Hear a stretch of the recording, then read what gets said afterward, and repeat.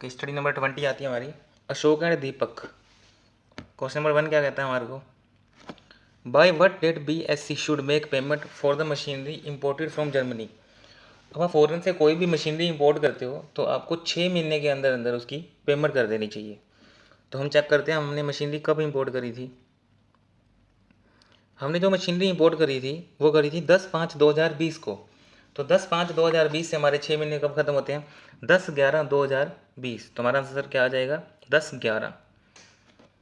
पहला answer match हो गया अपना 10/11। Ashok can transfer inherited immovable property in India. अब अशोक ट्रांसफर करना चाहता है inherited immovable property in India. तो यहाँ पर कोई भी NRI होता है जो यहाँ पर इंडियन की अंदर प्रॉपर्टी होती है, वो अगर सेल करना चाहता है तो उसके ऊपर एक कंडीशन होती है कि जिसको आप ये सेल कर रहे हो वो यहाँ का रेजिडेंट होना चाहिए। ठीक है, तो पहला आंसर अपना क्या है, person resident in India only, ये तो ठीक है। दूसरा क्या है, non resident which is a person of Indian origin, इसको भी भेज सकते हो क्योंकि वो इंडिया का ओरिजिन ही है। Non resident Indian who is a person citizen in India, कर सकते हो। तीसरा कहता है foreign citizen only, foreign citizen को तो कर ही नहीं सकता। तो मेरा या तो आंसर ए हो सकता है या बी हो सकता है। डी कहता है any of the form A and B दोनों। चलो हमारा आंसर डी मैच हो गया। How much amount of foreign exchange needs to be surrender and till what time period authorise dealer J from the amount received as a gift from his uncle. अपने को 180 days के अंदर अंदर जो अपना foreign currency बच जाता है, हम बाहर जाते हैं वापस आते हैं तो हमारे पास कोई फॉरेन करेंसी बच जाती है तो हमें विदिन 180 डेज़ वो आपको सरेंडर कर देनी चाहिए। तो अपना आंसर या तो ए होगा या सी होगा। अब हमारे को उसके लिए हमारे को अमाउंट चेक करना है क्योंकि 180 डेज सिर्फ ए और सी में आ रहा है। अमाउंट के लिए अपने को केस स्टडी पे जाना पड़ेगा। 7,000 टोटल पाउंड है अपने पास। अब इस क्वेश्चन में पाउंड दिए हुए हैं अपने को, और एक पाउंड अपना 1.2 USD का है। तो सबसे पहले तो आप क्या करो, इसको USD में कन्वर्ट कर लो। USD में कन्वर्ट करके आपके पास आंसर आ गया 7,000 गुना 1.2 8400। अब अपने पास टोटल आ गए 8400 USD।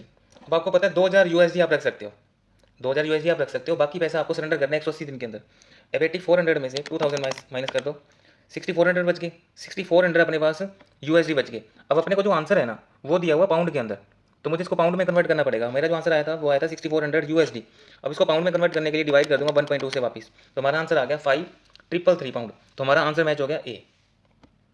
अगला क्वेश्चन कहता है whether the property held in the name of wife J be consider as a benami transaction. अब ये तो चेक करना पड़ेगा अपने को केस स्टडी में।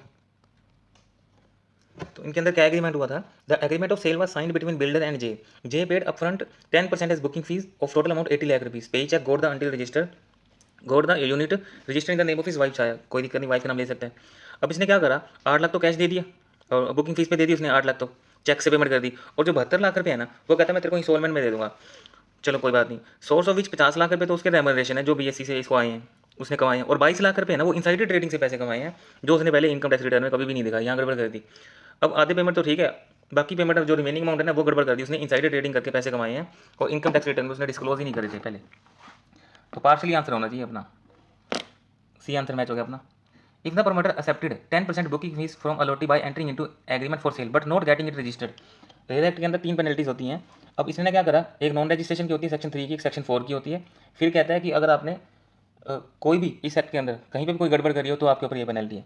अब इसने क्या करी, 10% बुकिंग फीस तो ले ली लेकिन रजिस्ट्रेशन नहीं करवाया, तो उसके ऊपर पेनल्टी कितनी लगा सकते हैं आप, 5% लगा सकते हैं। तो 150 करोड़ रुपये का 5% 7.5 करोड़ रुपये आपका आंसर आ जाएगा।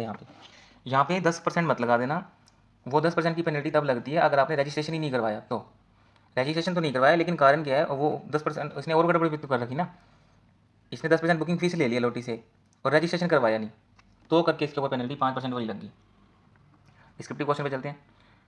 Weather the act of BSc selling seal garment at price lower than the price, क्या ये प्रीडेटरी प्राइस है। चलो चेक करते हैं अपन इसने क्या करा है, कितने रुपये का सामान बेचा इसने।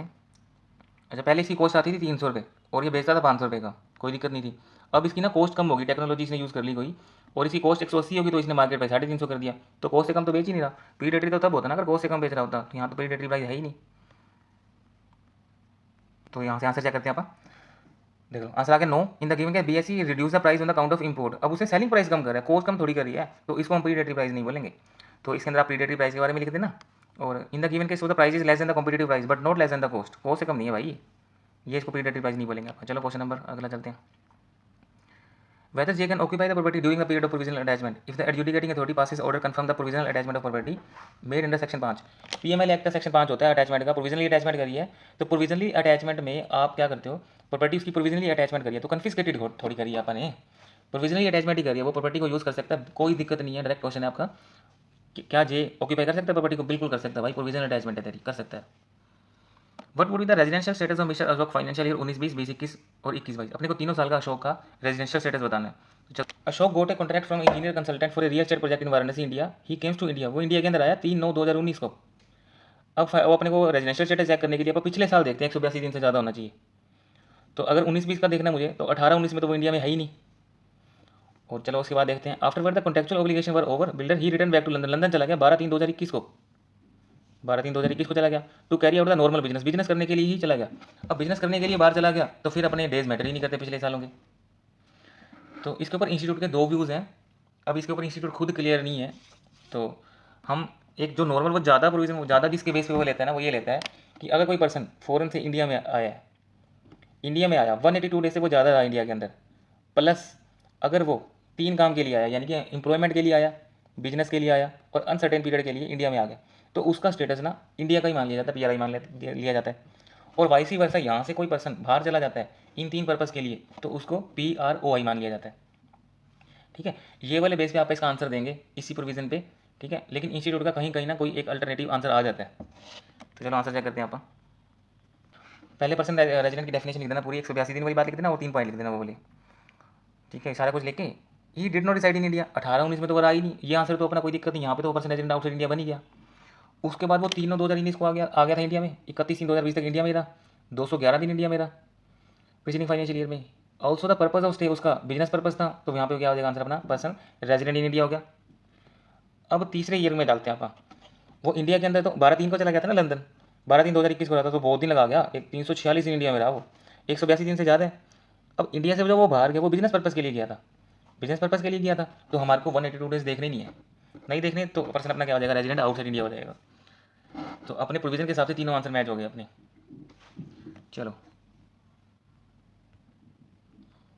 उसके बाद क्या कहता है, one of the allottee to real estate scheme objected that promoter had not taken prior written consent of the allottee for making the changes to their allottee units. अब जब भी आपको कोई स्ट्रक्चरल चेंजेस वगैरह करने होते हैं, तो आपको 2/3 की कंसेंट चाहिए होती है अलॉटीज की। चलो वहाँ तक तो ये ठीक था। अगर आपको माइनर एडिशन करनी है ना, माइनर अल्ट्रेशन करनी है, तो आपको 2/3 कंसेंट की जरूरत नहीं होती। मैंने आपको रेगुलर क्लास में भी बताया था, आप मेरी रेगुलर वीडियो भी रेफर कर सकते हैं, मैंने यूट्यूब पे डाली हुई है सारी। छोटे मोटे चेंजेस के लिए आपको कोई भी जरूरत नहीं होती। अब इस क्वेश्चन में क्या था अपना गिवन के स्टडी में, उसको ना माइनर अल्ट्रेशन करवानी थी। अब माइनर अल्ट्रेशन के लिए 2/3 की कंसेंट की जरूरत होती नहीं, ये आप चेक कर सकते हैं यहाँ पे, the builder made some minor changes. अब माइनर चेंजेस करें, माइनर चेंजेस के लिए आपको 2/3 कंसेंट की जरूरत नहीं होती। नेक्स्ट क्वेश्चन चेक करते हैं, non availability of certificate from a financial institution, non availability of certificate from a financial institution by polylingual consultant at the time of filing application for initiating a corporate insolvency resolution process adjudicating authority make it liable to reject the application. अब ना ये provision के अंदर लिखा है कि आपको certificate लेना होता है फाइनेंशियल इंस्टीट्यूशन से CIRP के लगाने से पहले, और वहाँ पर एक वर्ड लिखा हुआ साथ, इफ़ अवेलेबल, अगर अवेलेबल है तो आप सर्टिफिकेट ले लो फाइनेंशियल इंस्टीट्यूशन से, अगर नहीं है तो कोई दिक्कत नहीं है। इफ़ अवेलेबल का मतलब यही हो गया कि आपको सर्टिफिकेट तो जरूरी है अगर अवेलेबल है तो। अब मान लो अवेलेबल ही नहीं है, तो non availability of certificate from a financial institution, तो इसके बेस में मेरी एप्लीकेशन रिजेक्ट थोड़ी हो जाएगी। मैं वो चेक कराता हूँ इसका answer. As per the provision of section 14,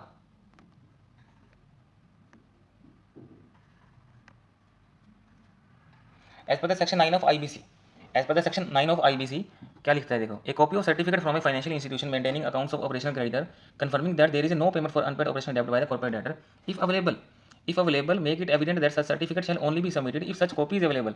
भाई अवेलेबल है तो आपको प्रोवाइड करना है, अदरवाइज नहीं करना। इसके ऊपर इन्होंने केस भी दिया हुआ है इफ अवेलेबल के ऊपर। चलो क्वेश्चन नंबर लास्ट चेक करते हैं, सी क्या पूछा उसके अंदर, can the adjudicating authority reject the application filed by poly consultant on the ground that amount claim is under disputes. अब डिस्प्यूट चल रहा है ना, जब डिस्प्यूट चल रहा है तो आप क्या करो, CIRP लगा ही नहीं सकते। जब एक ऑपरेशनल क्रेडिटर का कंपनी के साथ कोई डिस्प्यूट चल रहा है तो आप क्या CIRP की एप्लीकेशन लगा ही नहीं सकते। तो इसके ऊपर एक रेफर केस भी है, आप उस केस को भी रेफर कर सकते हो। मैं आपको दिखाता हूँ, उसके ऊपर एक केस है, इस केस को भी आप स्टडी कर सकते हो। मोबिलोक्स इनोवेशन वर्सेस क्यूरियोसा सॉफ्टवेयर का केस था, इस केस को आप केस स्टडी करना, यहाँ पर अपनी केस स्टडी खत्म होगी।